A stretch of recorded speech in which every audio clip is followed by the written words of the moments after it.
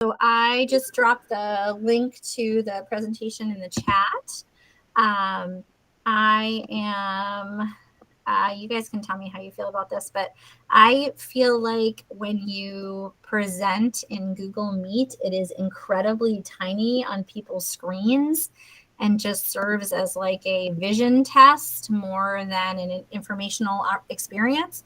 So personally, I would way rather have you look at the slide full size on your screen than look at my face. I mean, I know I'm just amazing and captivating, but I would strongly encourage you to just like open the presentation slides on your own computer and click through the links so that you do not have to have a migraine trying to see it on my screen. And if everybody's okay with that, I won't even do the little present now thing. I'll just talk through it and tell you when I'm changing slides. Okay, sounds great. And I see we've got Danielle, Darlene, Wade, Barb, and Sandy. So that's it. That's the group. Fantastic. Okay, so the first question I'm going to ask, since this is such a small group, tell me, just unmute yourself and tell me what level of familiarity you have with SBAC interims at this part. So Barb has already said, like, has been a super user in the past, kind of fell off the wagon, looking to get back on. Where's everyone else in this journey? I've used them, but I'm probably not as proficient as Barb. So I'd like to re-up my game with them. I've also used them, but I'm not as proficient as well. I've only used them briefly and only as a sub in a school, kind of running it alongside another teacher. Okay, great. Thank you. That just gives me good context of like what to spend time on and what to skip for you. And feel free to speak up. Like if we get into something and you feel like, I think we all already know this, like just tell me. Because this is really like what are SBAC interims and how do you use them, kind of, I consider it like 101 level. But for those of you who have logged in, I think we can up it a little bit, and I'll spend a little more time on the resources available here that will help you get back into it on your own, because there's some really good ones, and to tell you what's new, because there's a lot that's new in SBAC interims in the last couple of years. And I do feel like I had a really good pulse on what the state was doing with SBAC interims, and then we had a pandemic, and I'm like, what? Wait, what are they doing now? Like, what's happening? And they've revamped a lot of things in this area, and I'm like, wait a minute, where's my link? So they have changed a lot, and while our attention has been focused on other things. So great to get back into it. So the first link that I have on that what are SBAC interims slide is the link to the interim overview. I would recommend that you just click that right open. This is one of my favorite documents because I think it's really helpful for teachers in planning which interim assessments they want to administer and getting to sort of look through them. So we've got sort of like there's 3 levels on SBAC of these interim assessments. They have the interim comprehensive assessment, what they call the ICA.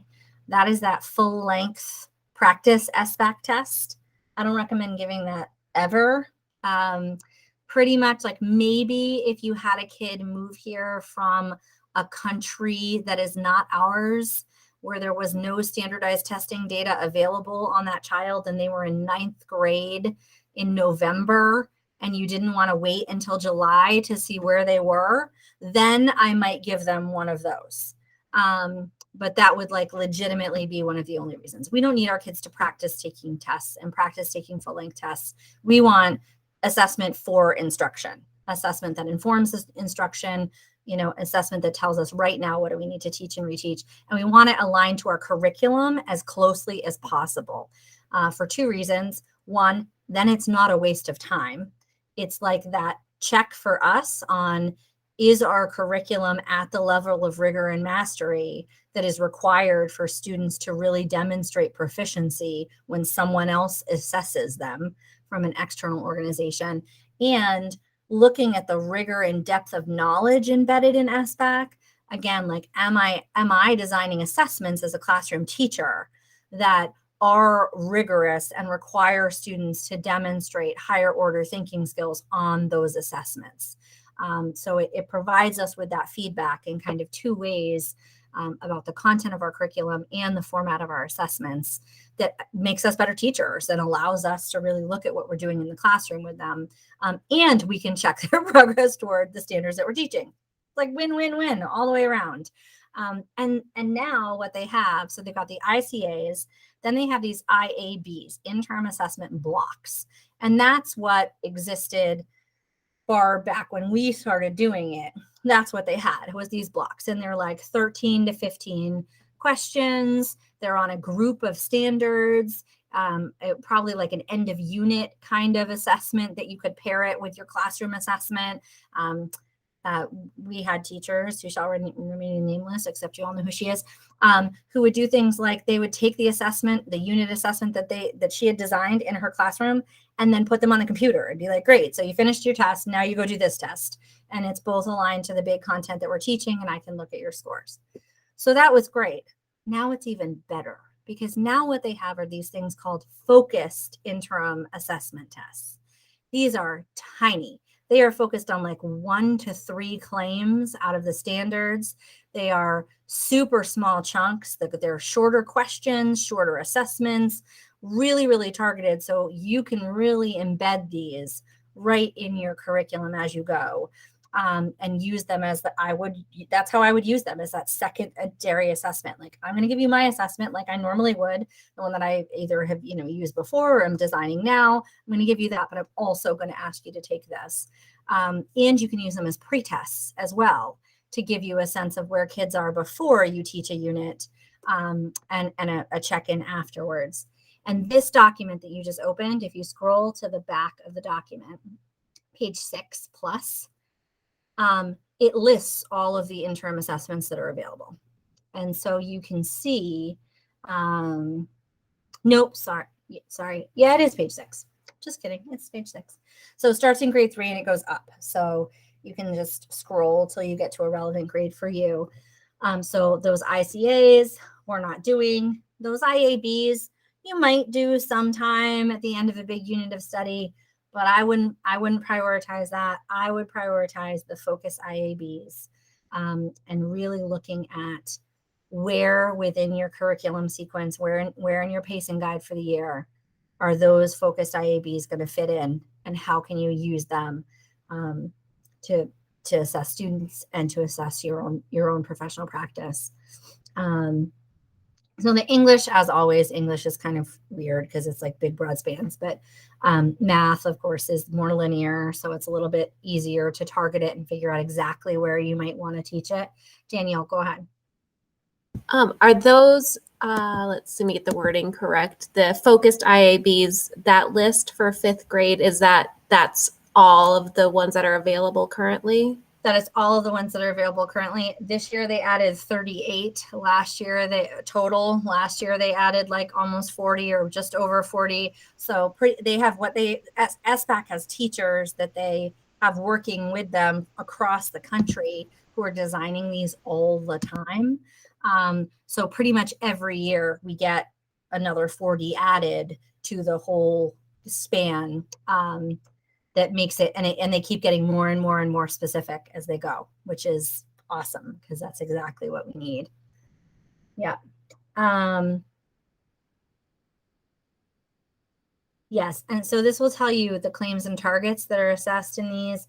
That's just step 1.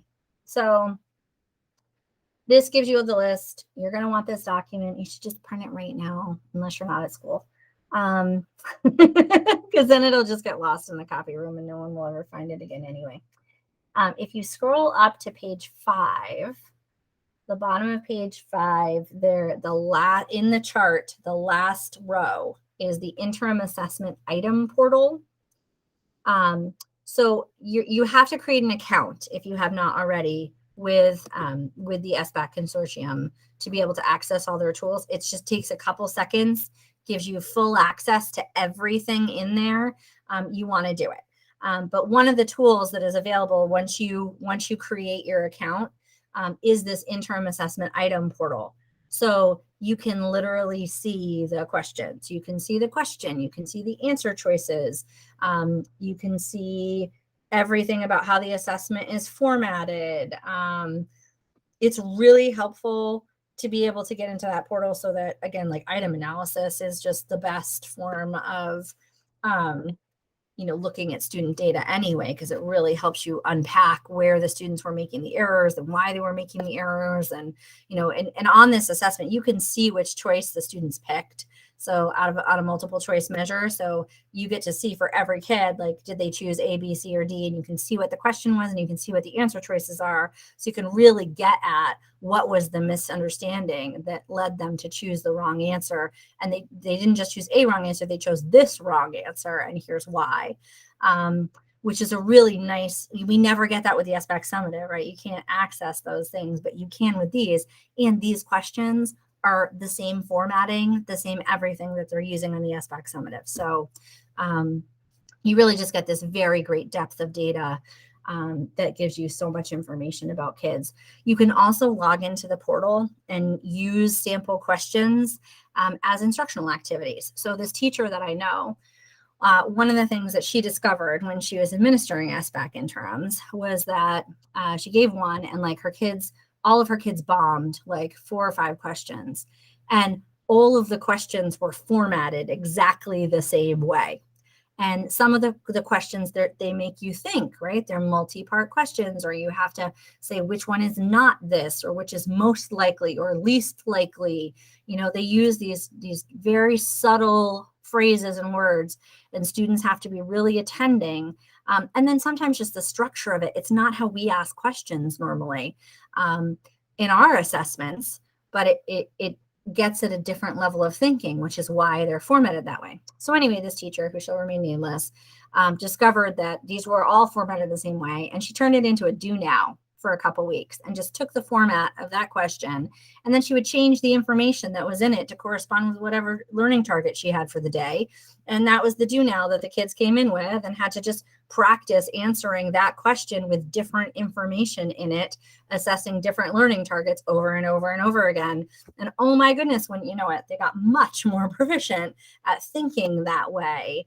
And answering questions in that way. And it wasn't really teaching to the test. It was really thinking differently about how we're being asked questions and how we answer questions, that critical thinking piece.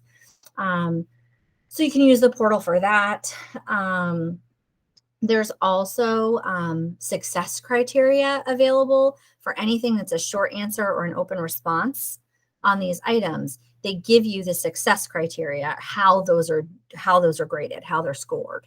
And so you could either use that yourself to think about how you're assessing students, or you could use it with your students to talk about what makes a good written response. And, again, we're not teaching to the test. It's not just about having a good open response score. It's how do you respond in writing to a prompt of this nature?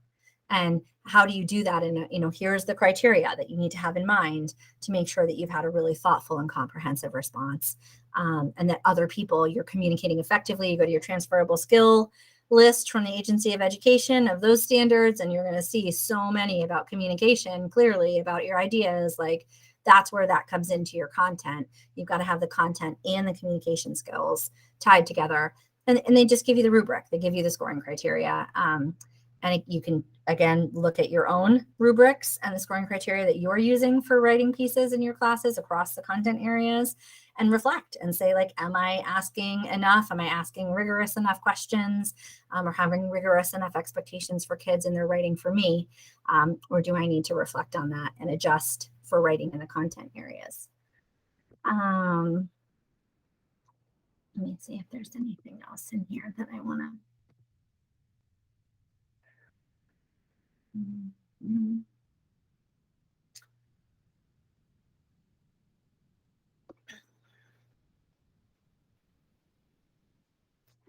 The one thing I will say, and this is about SBAC in general, but also the SBAC interim, is that they've really tried to create an accessible, universally designed software program and suite of tools and resources. So there are lots of tools available in the SBAC system for students at the end of the year. They can simplify their screen, they can mask font, they can have certain things read to them, and different kids have access to different levels of tools based on either whether or not they're on a plan or whether if there's an adult who has turned off a tool because they feel like it'll be distracting for that kid. There's a huge amount of universal tools. And when kids get to the SBAC test, they are not ready to use them because they've never used them before. And most of the software programs and technology that we're interacting with doesn't have that high a level of adaptability. So kids aren't used to masking. I mean, there's a thing, they can literally mask. So for your kids who struggle with tracking print, like the screen will mask everything else and take away distractions, or, kids with ADHD, highly distractible, and it will just show them the little bit that they're reading at a time, and it moves down the screen as they go. Like, that's a fabulous tool for a lot of kids that will help them. But if they've never used it until they sit down to take the SBAC test, that tool is useless to them because they're not ready to use it. But you can use all these tools on the interims. And so your kids can have practice all year long using the same suite of universally designed tools that they will have access to in the SBAC test. And with a little bit of explicit instruction and practice in those skills, those things can really make a difference for kids. And I think our Google Read Write subscription that we got last year and that we've kept this year, a lot of those tools are very similar to Google Read Write. They're maybe not exactly, they might not look exactly the same way, or might not get to them exactly the same way, but they serve the same purpose and they have the same function. So if kids are using Google Read Write and or are using the universal tools during the interims, they're really going to start to understand some power and control that they have over how they experience interfacing with information on a device. And that is just so powerful for kids to start to feel like, I can see this information in a way that meets my needs as a learner and allows me to interact with it in a way that meets my needs as a learner. So just great tools to use. Wade, go ahead. I was wondering if a student does have some sort of accommodations, is that automatically populated into all of the interim stuff, or is okay? So we would have to set all that up to make sure it works for this student, but setting it up for the interim, is that not then also going to automatically set it up for the actual test? Yeah, it's already done. Yeah. Okay, so that's there's already an done. accommodations usability guide. I think I have it linked in the presentation Right. Yep. a I little see later. So anything related to IEPs, Greg usually works with the case managers to pre-populate that in the SBAC portal, because some of the tools you can only get if you have an IEP. Right. So those tools have to go through the case manager to Greg, and he can do the other piece. But the rest of them, someone at your school has access to each student's account to adjust which tools they have access to and which ones they don't for anything that's available to a regular gen ed kid without a plan. And they can see, and you can see what their accommodations are right in the system. So you can know what they've got. And again, if you don't have that user level at the classroom level, either your principal or someone else, a test coordinator in your building does, and they could go through that with you and show you what your kids have available to them and make changes. I think you can do it as a classroom teacher, though. All the universal tools.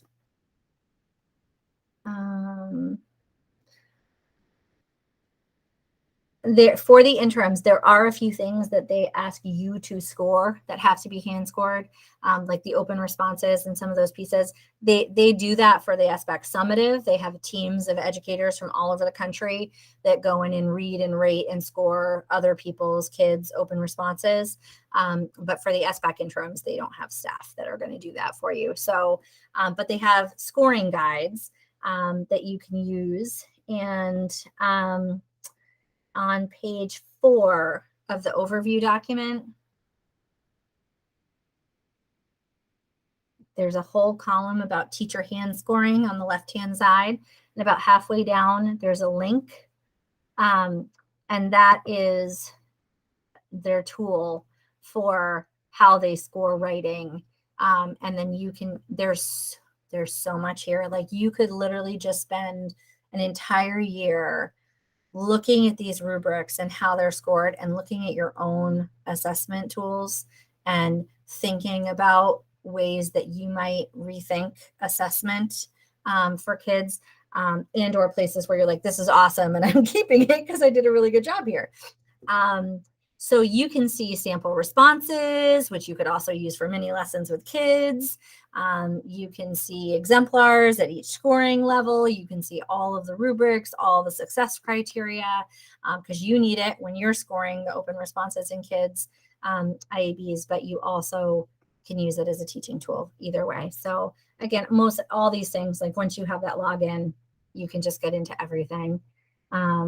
They also have like a little tour that will show you. So they kind of walk you through all the tools, like a little tutorial video, click by click kind of video that takes you through to give you just an overview of all of that. So just lots and lots of resources there. Okay, I'm going to move off the overview doc, I think, because I could just spend our entire time today talking about the overview doc. And some of this will be repetitive in my presentation, so some of that will go faster too. Oh, I'm sorry. I do just want to, one more thing in the overview talk. Page 5 gives you the side-by-side of the 3 kinds of assessments. So it gives you just a really nice table that's like, here's the ICAs, here's the IABs, and then here's the focused IABs.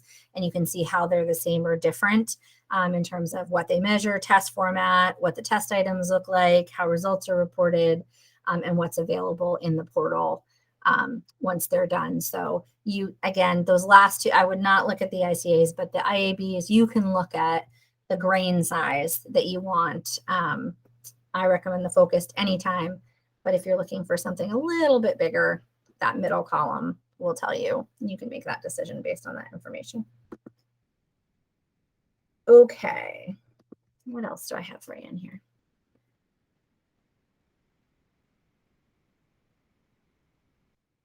Oh, okay. So the one other thing, I'm on slide 3, SBAC Interim details. So I didn't talk about tools for teachers, which is linked in the first section there. So the other awesome thing about having like this gigantic assessment bank and resource that like more than half the country is using is that there's lots of resources that come with that, because there's so many teachers using this that there's people creating things all over the country and uploading them, and then you get to access them. So that Tools for Teachers website, there's two ways to get into it. Again, once you create a login, you can just go on it, and there are hundreds and hundreds of tools. They have lesson plans aligned to specific core standards. They have, claims and targets. They've got professional development on some of these pieces. Just so many resources, again, perfectly aligned to your standards and to your assessment tools, your which is awesome to have. But they also dovetail together. So when your kids take an interim assessment, you can go into Tools for Teachers and you can actually look at resources that are specific to what was taught or what was measured in that assessment. And they call those, what do they call them? Connections playlists is what they call them. So that there's a connections playlist for every focused interim. And it gives you reteach tools, resources, samples of lesson plans, quick information about, what different students who scored at different levels might benefit from as the next step instructionally. And it just hands it to you. And when the kids take the assessment, you'll see right next to your data links to the connections playlist for that interim. And it's again, just saves you so much time as a teacher to not have to figure that out, but to have a starting place of like, oh, here's what some other educators did with that information and said about that information and some resources that they have available. And now I have a jumping off point so that I know what to do in responding to student scores. Danielle. I'm good now. I was trying to open it in a new tab and it kept saying, oops, not available. So I had to just click on. So Never mind. Yep. Yeah, so again, just save you time, saves you work, which is awesome. We all have plenty. Just gonna scan through a little bit. Who can use this? So this is for students who are in grades 3 through 8 and 11 high school. So the same students that take SBAC already are the only students. So if you're teaching first grade, they can't get into the system. They have to be eligible for SBAC testing this year to be able to access the system. They're also not always designed for students who are taking alternative assessments. Some might be, some might not be. If you have one of those like 1% of students who will not take the full SBAC and will take an alternative assessment at the end of the year, most likely they wouldn't take these either. That would be a good conversation to have with their case manager about what's appropriate to them. Again, it's a tiny, tiny percentage. I think we have like 4 kids in our entire, maybe 6 in our entire district of all of our 712 schools right now who don't take SBAC.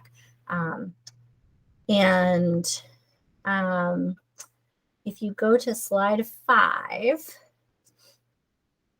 and this is one of my other favorite tools of all time, and that is the blueprints. So if you have never seen these before, you are going to be so excited. So SBAC has blueprints for every assessment that they give. And when they say blueprint, it is the design of the assessment.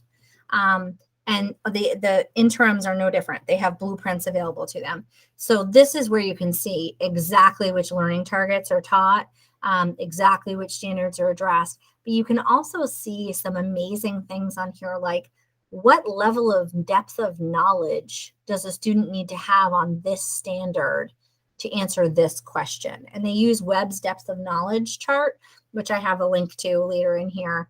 It's like Bloom's taxonomy, but just the newer version of Bloom's taxonomy it's a little more complex thinking about degree of difficulty of knowledge and understanding for concepts. So that's what they use. So are you all on the test blueprints page? Yeah, let's just open one for fun. How about I don't know what adjusted blueprint means. What does that mean? Let me just click on that for a second. That's new. Adjusted form. I'm going to have to look into that. I don't know what adjusted is. Let's just look at the regular mathematics blueprint.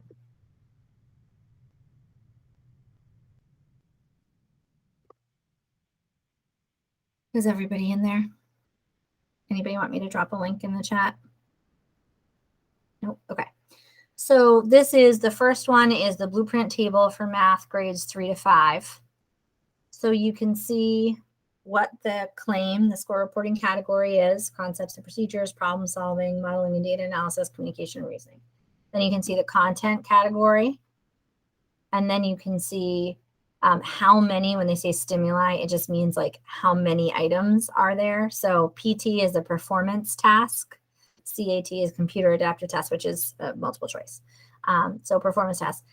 Then it shows you how many questions they're going to get in each format. How many are just going to be multiple choice and how many are going to be performance task, and the total items. So that's for the summative, that first page. And they've changed a lot of this in the last 2 years, so pardon my clunkiness. I'm just trying to catch up. But as you scroll through, obviously, like the grade levels get higher, and you can see upper grades, what they look like, what the assessments look like. And you start really getting more defined assessment targets as you go up, so you can really see what they're measuring. And that DOK column, when you get to the upper grades, they add that DOK column. That is depth of knowledge.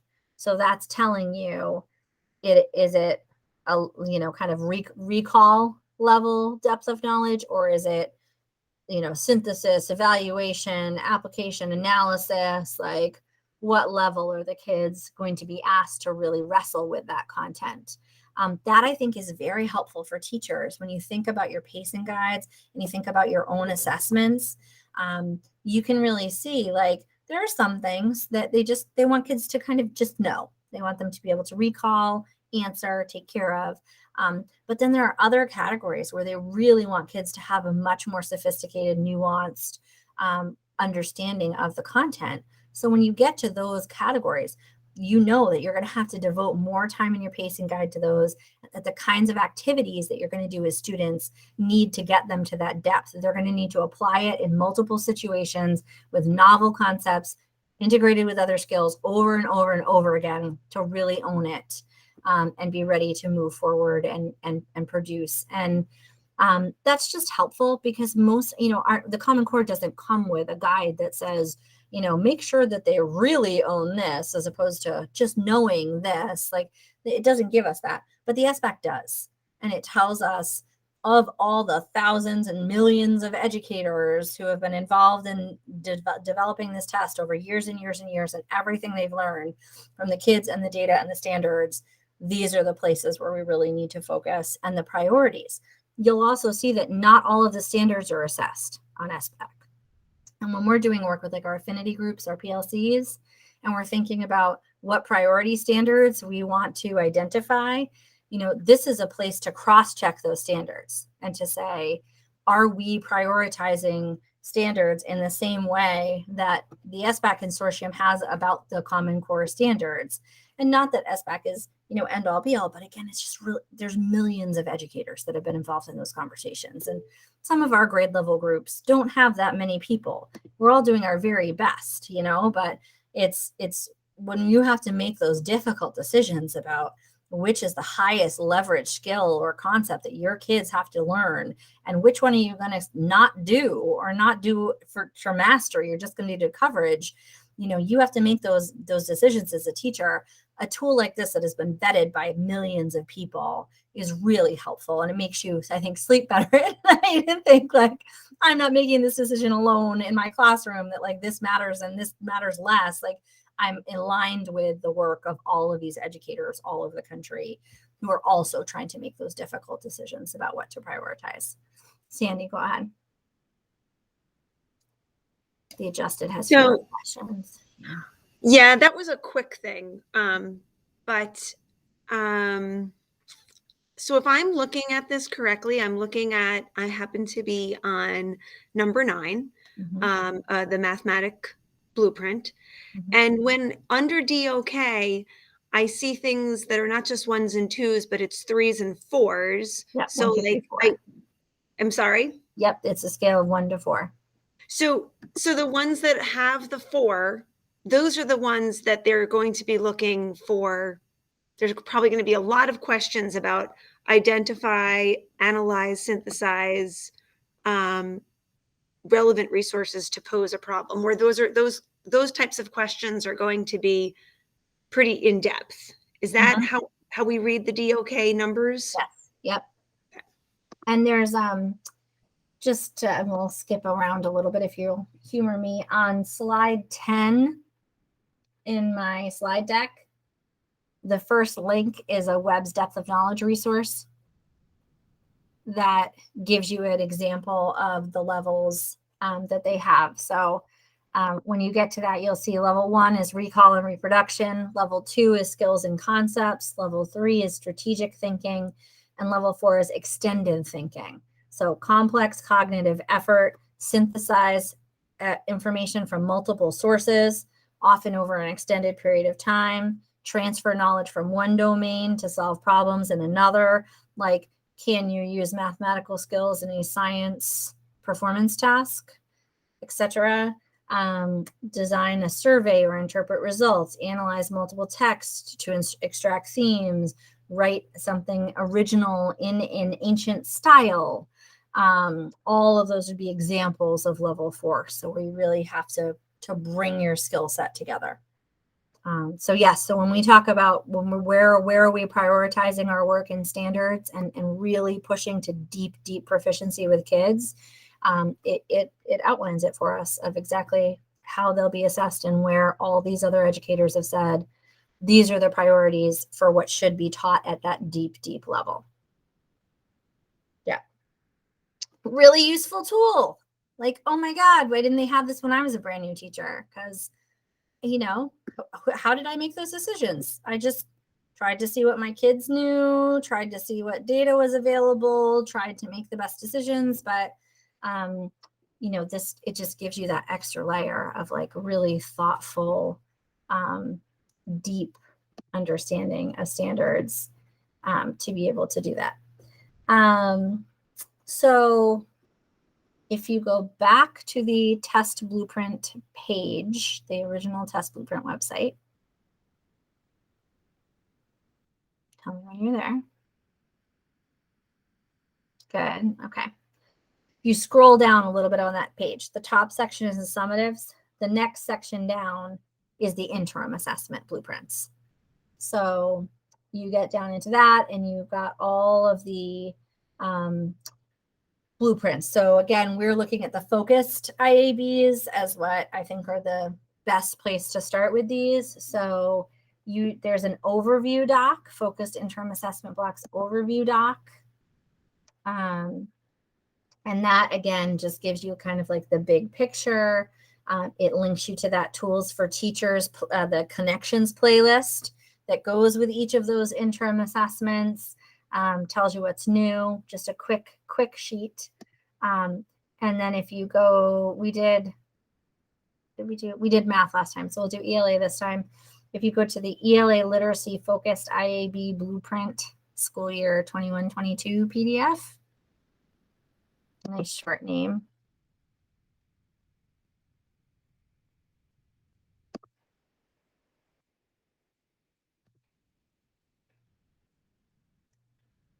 And that one I will share just to make sure we're all on the same doc, screen share. So this gets into the blueprint for all of those as well. So you can see for each of those focus blocks, how many items are there.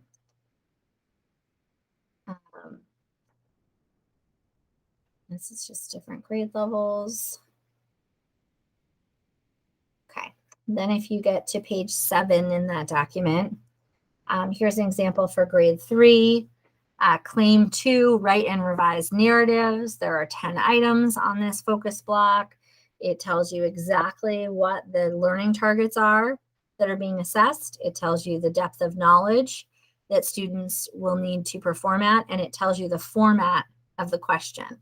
So in this case, for writing brief texts, they're looking at a level 3, and there are 2 short answer questions. And for revising, they're looking for a level 2, and there are 8 multiple choice questions. And again, in that interim portal, the viewing portal, you can see the whole thing. You can see all the questions, all the answers, all the options.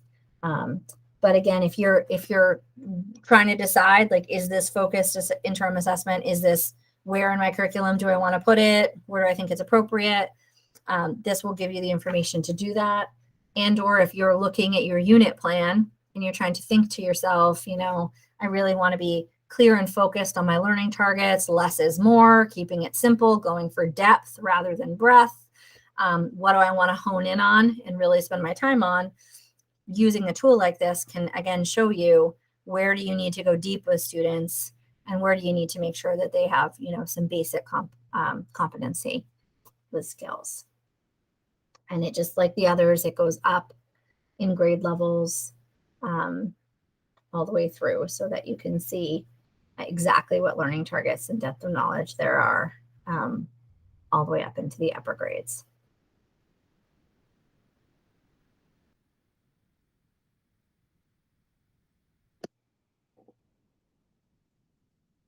Up to grade 11. Can I ask a quick question? Mm-hmm. And maybe this is for Barb too. When you did you almost always do this on the computer with the students, or did you ever print them off and have the students work on paper?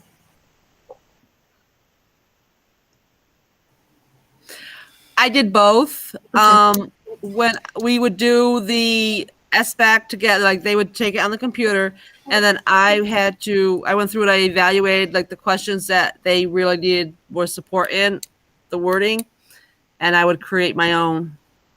Okay. And then, so I don't know if you're going to get to this, Lisa, but when you're having the students log in, I forget the process for that. Yeah, I am not going to get into that because I have to refresh myself on it, to be honest. It's been a little while since I've administered one of these. Because obviously I'm not. Yeah, because I think they go through the secure. They go through the secure port, the secure app thing, right? And they log in with their name. Obviously, you assign it just like you do a summative. It's actually in the same. That's right. Down. So I know Greg is working on rostering classes. They should be up. He said next week they'll all be in there. And then it's literally exactly the same process as the summative. For logging on and assigning an assessment, you just assign an interim instead of a summative. But they changed the navigation of that since I stopped being a principal and COVID. So you guys will know better than I do how that works. I believe the kids need tickets because they don't use their name. They actually use a number to find their name. Is that right? I think. Yeah, that might be right. It's been a little while. I think I give them a folder with their ticket on it. Yeah. So they don't lose the ticket for all the testing. Yep. Yeah. Yeah, I did. I included on slide 6. I included a link for you. I can't give you the answer off the top of my head, but I did give you a link, which is how to activate a test session for the interim assessment. So if you follow that, it literally gives you one of those like little PDF guides you have to download from the Agency of Education that walks you through like the click by click of how you log in, how you select the test, how you select the kids, what you do. And will we be notified? The session ID. That's what you have to do. You have to just put the session ID on the board. Okay. And that's how we get into it. And then will we be notified once we can start administering the interim? Like as soon as the portal is up, Greg will, I think, tell everybody when he tells that. Perfect. But I think you have to take a quick quiz. Yeah, that's also on slide 7. It says, hey, don't forget, there's that lovely 30-minute video that hasn't changed in 6 It's not that quick, Barb. You have to like watch a little bit and then answer the question. So it's good to have it up while you're grading papers. And then when it stops talking, you're like, oh, what are they talking about now? Oh, click, and you answer the question, and then you get your little certificate. Yeah, you have to do that before you can get in here. So yeah, the really fun SBAC portal. So there you go. So there you go. That's how you do it. I linked it for you. Friendly reminder, you must complete a lovely certification module every year. Also, if you haven't logged on yet this year, there's a link down at the bottom of the login screen that says new login for this year, and you have to click that. They want you to change your password. Friendly advice, you can put in the same password that you were already using and they'll accept it. So it's not like super secret bank security where you like have to actually change the password. You just have to pretend that you are. Okay, slide 7. I'm going to give you, there's some more resources on here. So the Smarter Balance website has lots of resources. There's the Achieve the Core has a whole bunch of resources also. They have this back to school assessment playbook thing from Smarter Balance, which is also just another one of those summary documents. And it basically tells you like what's new this year, but it gives you some really good advice. Like it kind of talks you through, like, as you're thinking about setting this up for the year, you know, what might you want to use this for and how might you want to use it? And what are some of the things that you have to think about in that decision-making process? So it's 15 pages, but it's a lot of like graphics. So not a hard read, and gives you just, again, that deeper overview of what you have available to you. The Vermont Comprehensive Assessment Program portal has completely changed if you have not been on there recently. Personally, I'm not loving it. I got to tell you, I think it's a lot harder to find things than it used to be. And I've only spent a little bit of time playing with it. So I haven't figured out if there's like some super user trick I don't know about yet. But like I went on there looking for the scoring guides because I was just going to put in a quick link to all the scoring guides for you. And like I could only find them individually. I couldn't find a page that had like all of them listed like we used to have. So I didn't put that link in yet, but I'm going to play with it some more and see if there's I'm looking for the subdirectory, I guess, is what I really want. I don't want the individual links. I want the subdirectory, and I haven't been able to find that. But everything's in there. And the assessment newsletters are in there from the state, which is helpful if you want to keep up to date on what's going on with the assessments. All of their, like all the links for how we log in and how we get into Tide and how we do the test administrator training and the training sites and all that stuff, how to administer the test, data entry interface, reporting, all of it that's how you access it. So a good site to bookmark for yourself so that you just have that up on your computer already. I gave you a link for the practice test and the sample questions, and I gave you a link to the blueprints because again, those are awesome. I'm going to stop here for questions, and then I have some recommended next steps for people.